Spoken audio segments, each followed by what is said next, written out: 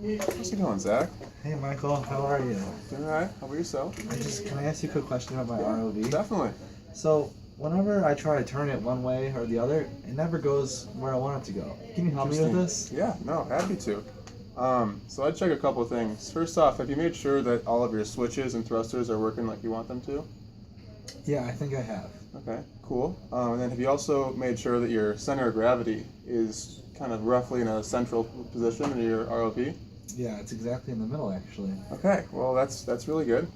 So I guess the only other thing, have you looked at the thruster balance yet? No, what's that? Oh, I'm happy to help. So pretend this is your ROV, right?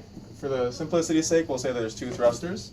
Thruster 1 and thruster 2 with your center of gravity right in the middle. So what's going to happen as each thruster is providing a force down, they're each a distance from that center of gravity, right? And so, each distance is obviously independent, and then there's going to be a moment that goes around that center of gravity based on the distances. So the way that kind of moments work is that you take the sum of them over the entire system. So in this case, we have this thruster 1, which has force 1 and distance 1, and since that's going counterclockwise, we'll just define that as positive. You can go either way. I believe the general definition is counterclockwise positive, but as long as you're consistent, it doesn't matter. So you take that D1, F1, that first moment, and then you take this D2, F2, and because this force is driving it the other way around the center of gravity, is going clockwise, you subtract it out there. So then the total moments about the system is going to be D1, F1 minus D2, F2. In an ideal situation, it's going to be perfect where your sum of the moments is going to be equal to 0.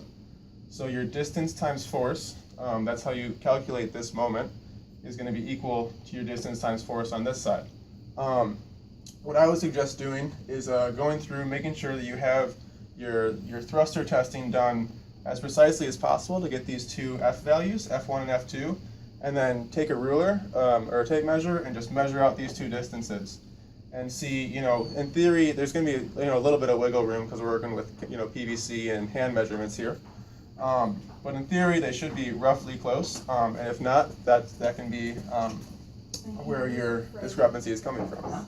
Thanks, Michael. That helps a lot. Yeah, happy to I'll help. come back if I need more help. All right, sounds good, Zach.